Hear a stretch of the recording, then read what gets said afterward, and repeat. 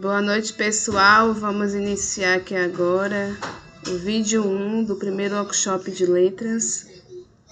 Uma regravação, né? Pois o primeiro vídeo ficou sem áudio.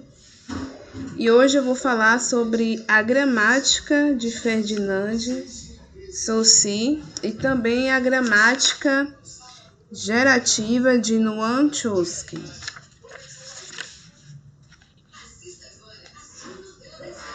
Aqui na telinha do notebook temos o que? A linguística como termos dois grandes paradigmas, né? Tem ali a questão da pesquisa empírica, a língua ali externalizada, tem um campo de análise da linguística, né? Escrita e falada também. Algumas experiências que são a sociolinguística, a pragmática e a linguística aplicada. Lembrando que eu vou estar falando no vídeo 2, que vai ser o último vídeo do primeiro workshop de letras. Eu vou falar sobre sociolinguística, análise do discurso e psicolinguística. Agora aqui, né, no vídeo 1, vamos para os assuntos específicos.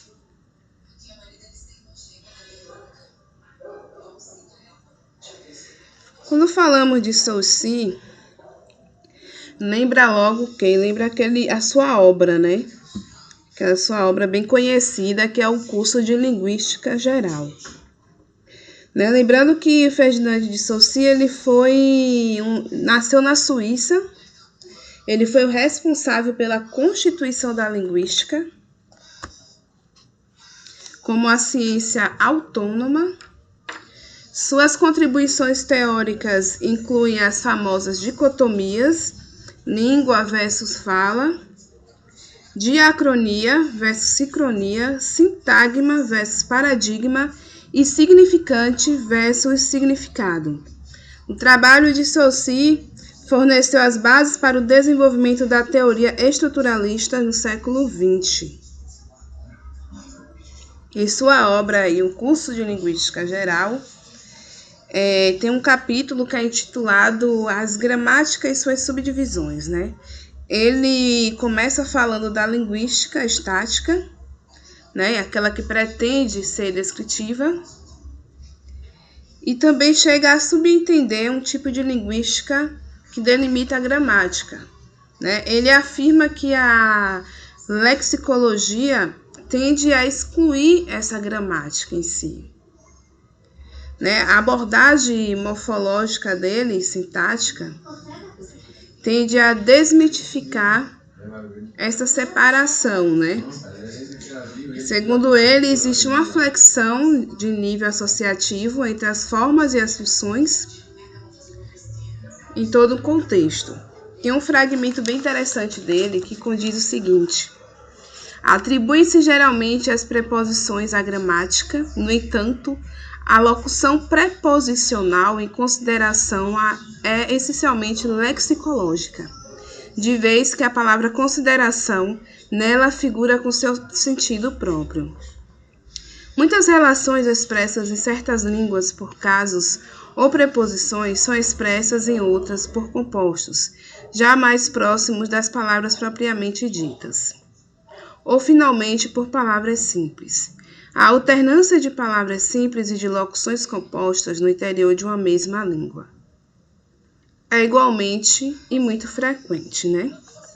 Então dá para você ver que a crítica dele chega a ser coerente, né? Em relação à classificação gramatical. Ferdinand de Saussure, ele propõe ali um estudo gramatical por meio dos eixos associativo e sintagmático. Ele chega a entender que um sentido e uma função só são perceptíveis a partir do todo. Ou seja, qualquer ponto da gramática mostraria ali a importância de estudar cada questão desse duplo ponto de vista associativo e sintagmático, né? Dando a dizer que a noção de palavra coloca dois problemas distintos, segundo a consideração associativa, que chega a ser associativamente ou sintagmaticamente, né? Então, na telinha do notebook tem uma representação bem interessante aqui relacionada à linguística, onde você compreende ali, né, a intuição do pesquisador sobre o fundamento do próprio cérebro. Ele começa a estudar o estruturalismo, o gerativismo, o funcionalismo, né? E tem uma questão bem interessante que é a linguística computacional. O curso de Linguística Geral, né? A Língua de Ferdinand de Saussure. Ele foi um suíço, como eu já falei, ele também é considerado ali o pai da linguística moderna. Ministrou 3 cursos na Universidade de Genebra, né? O seu curso aí de Linguística Geral, ele tem um aglomerado de anotações de seus alunos, né? Foi através dessas anotações que o curso ele foi criado, né? Reuniram o material e publicaram a famosa obra intitulada aí Curso de Linguística Geral, onde retrata o pensamento do linguista Ferdinand, né, de Saussure.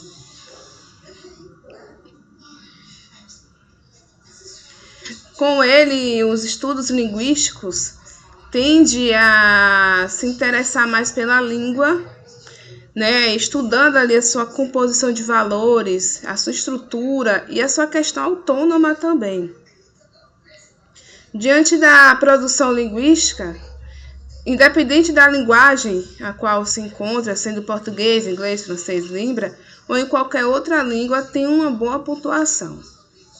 A linguística ela tende a ser uma ciência que descreve os fatos linguísticos, né, e também descreve aí uma explicação coerente para a sua ocorrência em si. Aí tem alguns apontamentos interessantes em relação a Ferdinand de Saussure, né, que é a questão do signo. Tem um exemplo aqui, né? Eu te amo e gostaria de saber se isso é recíproco. Eu não sei, não sei o que significa recíproco. Então aqui tem a explicação. Um signo ele assume seu valor em oposição aos outros valores que poderiam assumir. É como um sol de verão queimando no peito. É tipo uma linguagem metafórica, entendeu? A conjunção só e só é fogo, né? A solução de emakunhado é tapar o sol com a peneira. Então é só você usar algumas figuras de linguagem para poder compreender mais a questão do signo. O signo linguístico ele é uma palavra e a sua composição tende a ser delimitadas em 2 partes: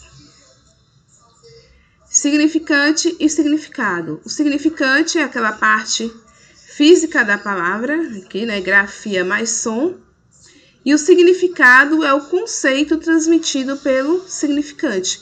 Uma forma de você compreender e fixar isso na cabecinha é o seguinte: significado é a definição, pronto, porque conceito pode ser a definição. Então, é o conceito, definição que aquele termo transmite. E o significante já é a parte física, é a grafia e o som. Aí você lembra o quê? De fonética e fonologia, né?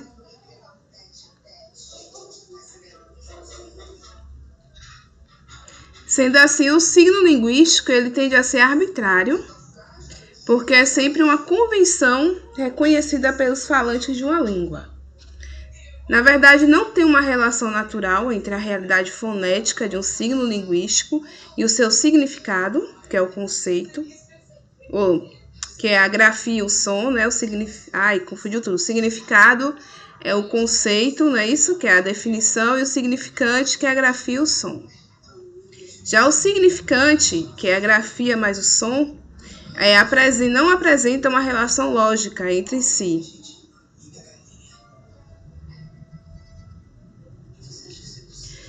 O pensamento de Saussure em relação à linguagem, né? Vem aí a questão da faculdade humana, da capacidade que os homens têm para produzir, desenvolver, compreender a língua e outras manifestações simbólicas semelhantes à língua.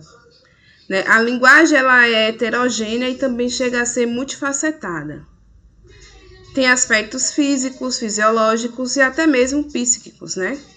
E também pertence ao domínio individual quanto ao domínio social. Tem aqui agora a língua, que ela é um pouco diferente, né? Definida e essencial da Faculdade da Linguagem. Chega a ser um produto social da Faculdade da Linguagem, um conjunto de convenções necessárias, estabelecidas e adotadas por um grupo social para o exercício da Faculdade da Linguagem. A língua ela é uma unidade por si só. Para Saussure, ela é a norma para todas as demais manifestações da linguagem. É o princípio de classificação pelo qual é possível estabelecer uma certa ordem na faculdade da linguagem.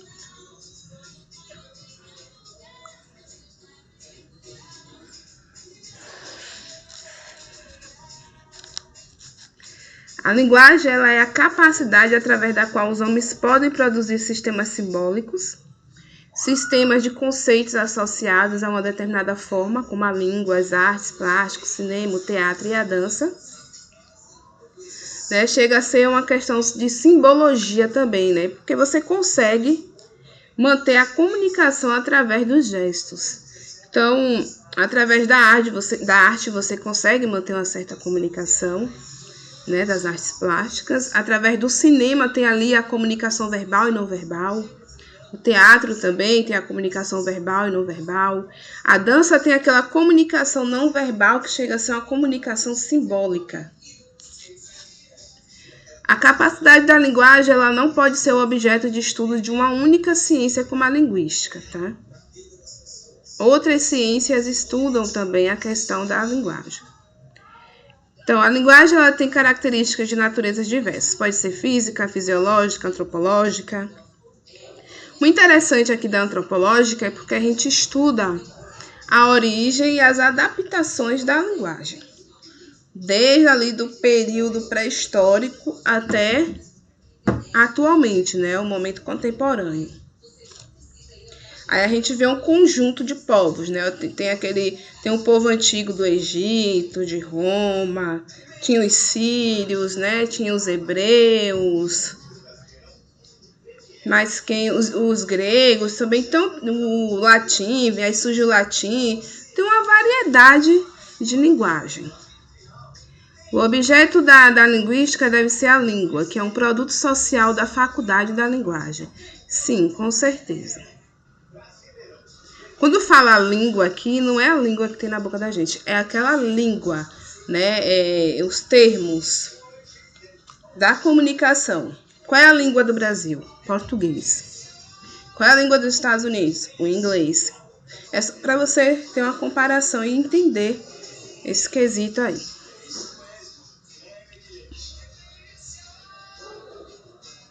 Isso daqui a gente já falou, né? Que a língua é um produto social da faculdade da linguagem, chega a ser um fenômeno que está além do domínio individual de cada um de nós, é um produto de uma comunidade, parte do domínio dessa comunidade. Essa questão aqui é interessante porque leva você a lembrar de um outro tópico, que é a variedade linguística que existe no Brasil, porque o Brasil ele foi formado por vários povos devido à migração, né? Então, a gente tem aí uma junção da linguagem dos negros com a linguagem dos europeus, com a linguagem dos índios, né? Então, tem essa diversidade linguística. Você também pode entender isso através dos jargões linguísticos de um estado para o outro, né? Principalmente quando você analisa as gírias. Se você for analisar as gírias do Rio de Janeiro, você vai ver que elas são totalmente diferentes das gírias da Bahia, das gírias de São Paulo. Então, é uma forma de entender esse patamar. Isso daqui também é interessante, ó. Elas não se limitam a uma ou outra pessoa. Elas nascem e se desenvolvem no âmbito de um grupo social, não no âmbito individual. Sim, a língua ela tende a se desenvolver e a se diversificar em um grupo social. Ela não é neutra.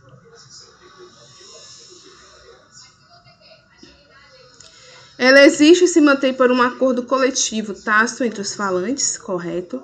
Né? Um falante de uma língua não pode fazer modificações nessa língua a seu bel prazer. Isso aqui é uma questão polêmica, porque a gente sabe que realmente acontece.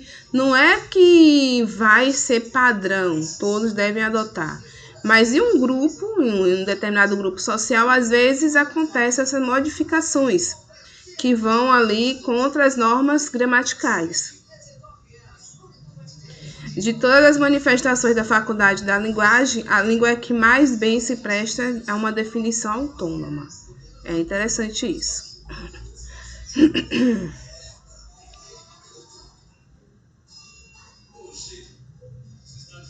Então, a gente tem aqui que a linguagem é a capacidade humana da qual a língua é um produto.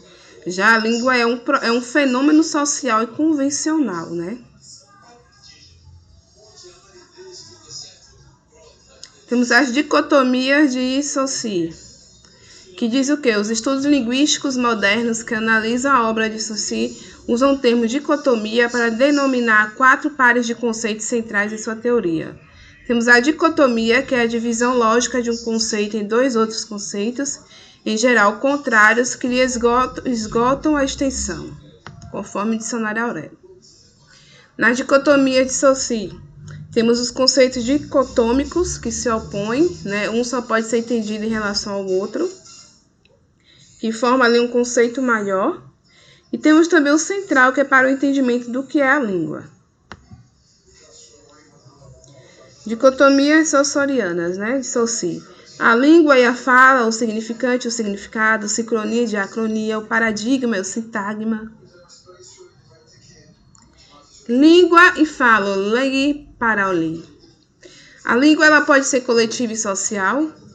Nela está o que é essencial. A língua ela não é uma função do falante em si.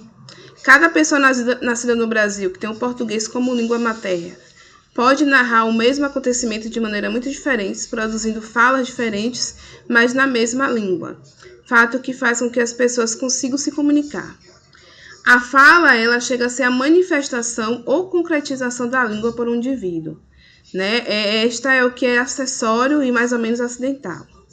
Diferentemente, é um ato individual de vontade. O falante ele precisa fazer opções por uma ou outra maneira de dizer a mesma coisa. Escolhe o vocabulário que vai usar, entre outras coisas. A fala é a língua posta em uso. Né? Para Saussure, a fala não devia ser estudada pela linguística, justamente porque ele pensava que ela era secundária e assistemática. Ela é a prática da língua e apresenta várias propriedades que vão muito além do som, do gesto ou da grafia. Ele não deixa de considerar a possibilidade de fatos da fala interferirem na língua, a ponto de causar algumas mudanças no sistema. Língua e fala. Temos alguns exemplos aqui, né? Tem aqui o clássico do português, que é a questão dos fonemas grafados. Temos também a suposição aqui do latim em relação às consoantes.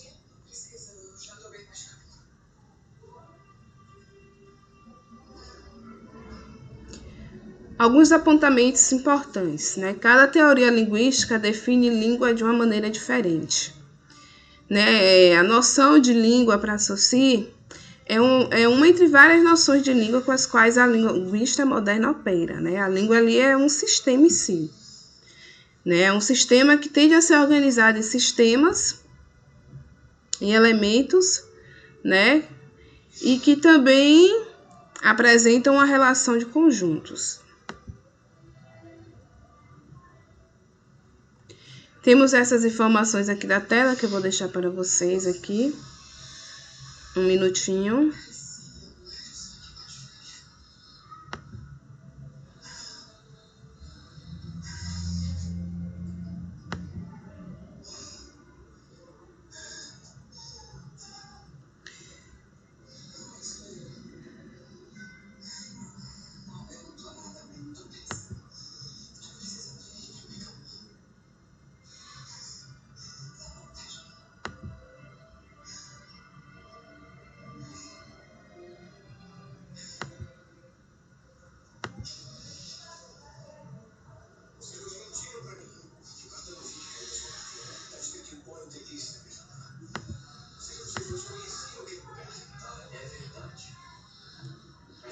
Vamos aqui para o significante e significado, que tem aí, constitui o sistema linguístico, né? As ideias, os sons, os gestos. Bom, os signos são unidades linguísticas que significam alguma coisa.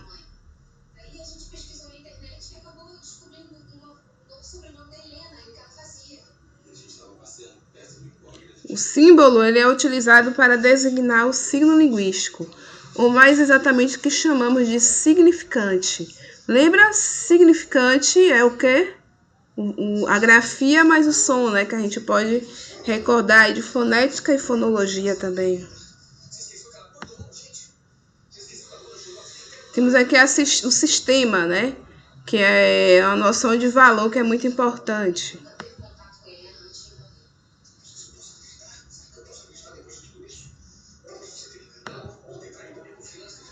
Significado e significante, né? É a impressão que os signos apresentem uma nomenclatura em si.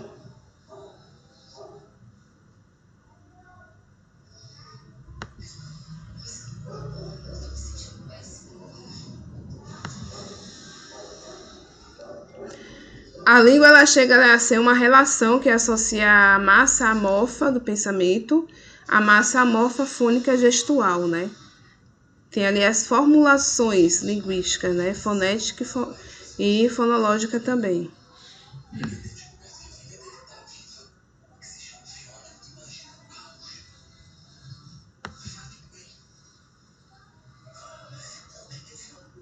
Então, ao criar os signos, a língua ela impõe uma organização, tanto na massa amorfa do pensamento quanto na massa amorfa fônica gestual. Cada signo adquire um valor que vai demarcar seus limites e contrapô-lo a outros signos.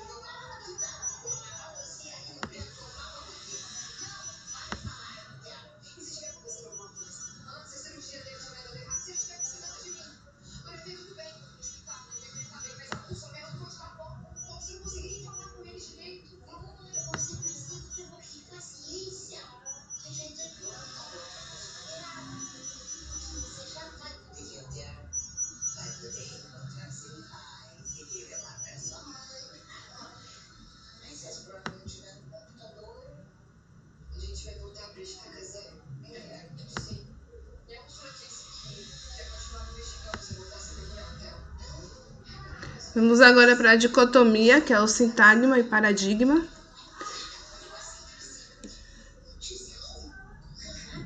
Né, os dois levam a dois eixos, que o primeiro corresponde ao eixo horizontal, que é o sintagma, e o vertical, que é o paradigma.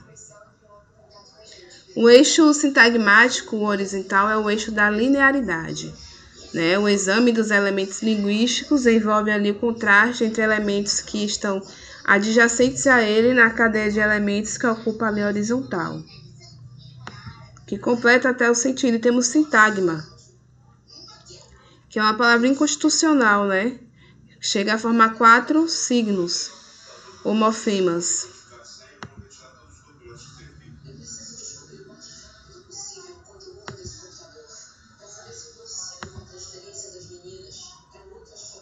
Já no eixo paradigmático, que é o eixo vertical, relações associativas, os signos têm algo em comum e se associam em nossa memória formando grupos.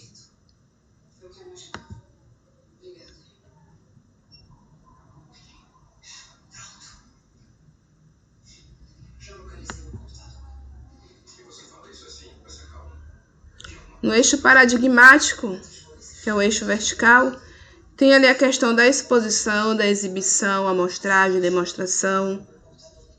É a semelhança de significados e a semelhança de radical. Tem também a constituição e a construção, né? Com a semelhança de palavras pelo sufixo e a semelhança dos significantes. Significantes, que é o quê? A grafia e o som. Arbitrariedade do signo linguístico. Se ele trata o signo linguístico e a relação entre significado e significante, de uma forma que a imagem acústica ou gestual chega a ser algo bem motivacional, né? Bem motivador. Ele quer dizer que não existe nenhuma relação de semelhança entre essa imagem acústica ou gestual e o conceito associado a essa imagem.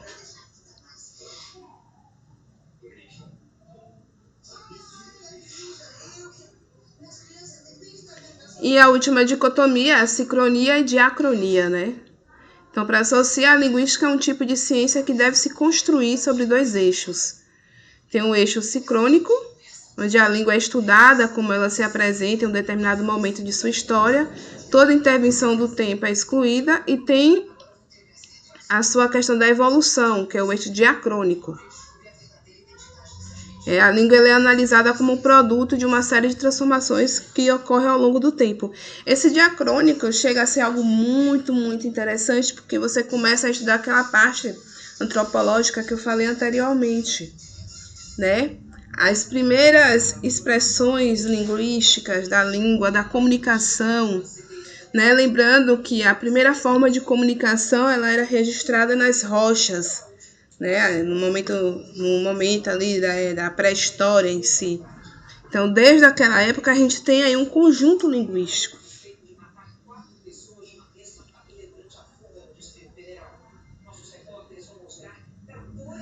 E o significado para a língua, né? Temos a sincronia, que aborda cada momento estático da partida como evento, e a dicrônica, que aborda ali a sucessão desses mesmos eventos encadeados cronologicamente. A diacronia tem aí, né, a sua origem da palavra grega, com um âmbito bem metodológico, que tenta separar dois eixos, que é a sincronia e a diacronia, conforme Saussure. Então, eu vou finalizar a introdução sobre Saussure, e agora eu vou para Noam Chomsky.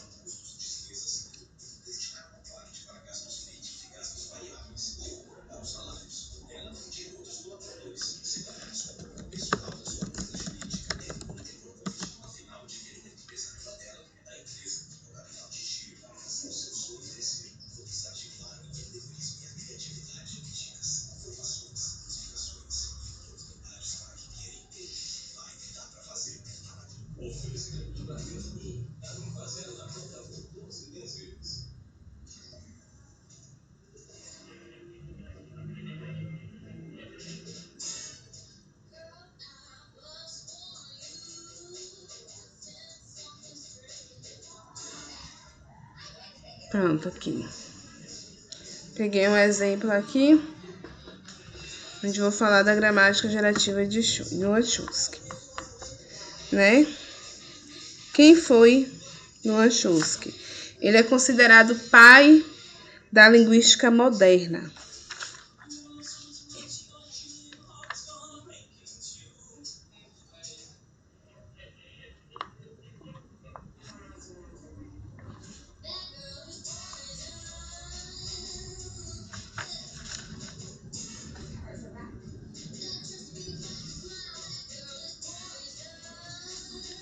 Vem aqui.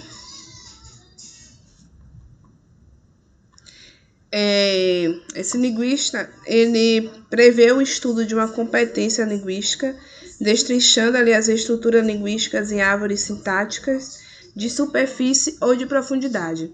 Gostaria de lembrar que o conteúdo de hoje é uma introdução, porque esse assunto ele é bem extenso.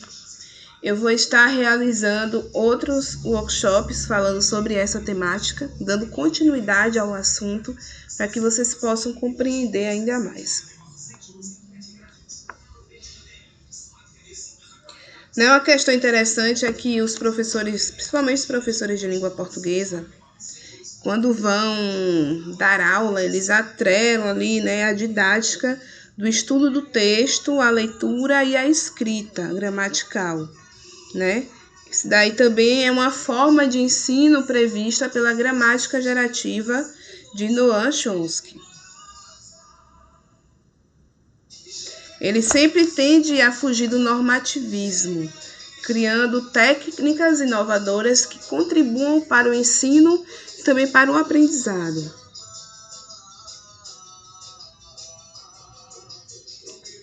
Aqui é a gramática como sistema de regras, né? A primeira elaboração do modelo gerativista. Temos aqui a gramática transformacional, que descreve os constituintes das sentenças, né? E temos também as relações estruturais, que são os marcadores sintagmáticos.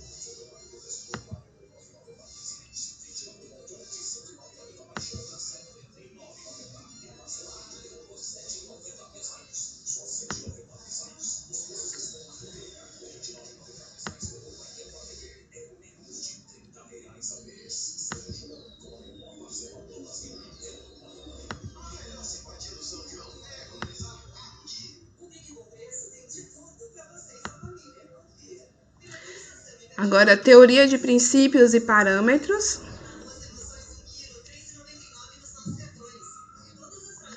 É interessante aqui, né? A sintaxe, a fonologia, a semântica, o léxico.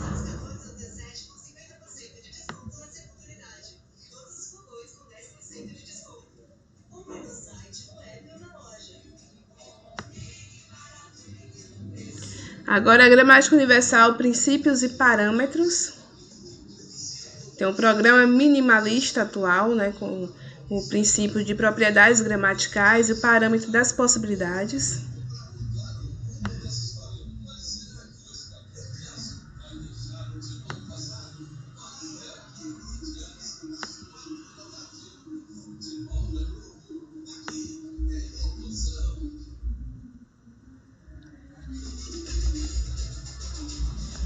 Então, com atuação em diferentes áreas.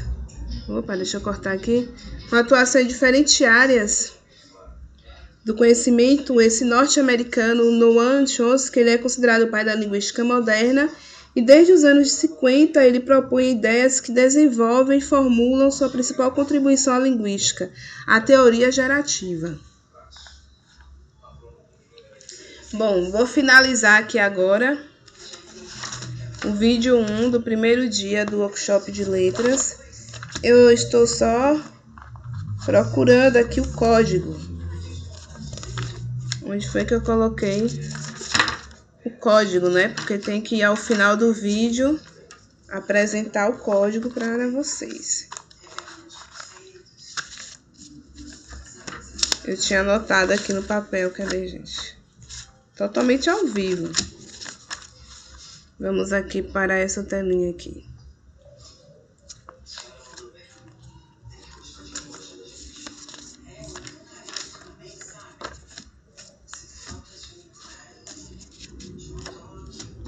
Esse.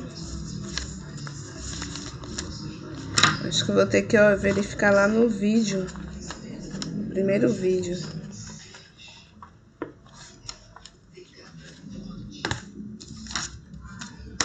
Vamos ver se é esse daqui. Também não. Vamos lá no primeiro vídeo rapidinho. Totalmente ao vivo, viu?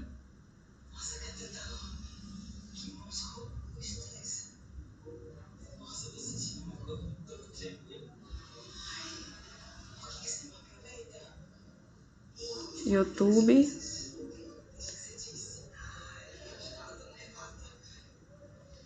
Eu vou ter que anotar novamente aqui. Eu vou botar aqui Professora Milena. É bom que eu já explico como pesquisar o meu canal. Professora Milena bloquear.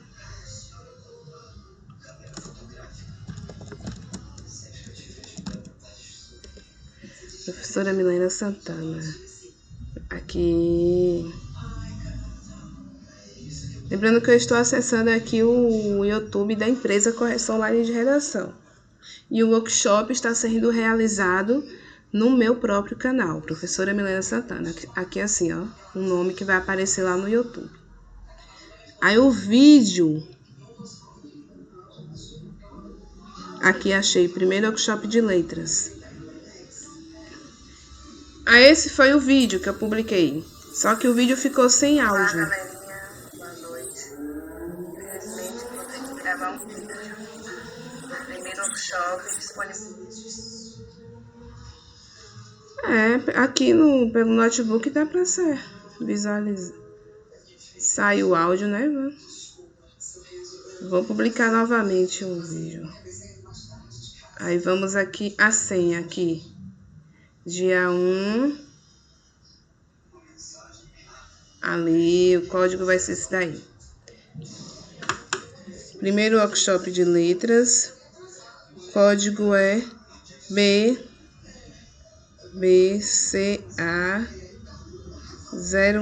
BBCA01. Então, eu vou botar aqui primeiro workshop de letras. Vou botar aqui dia 1.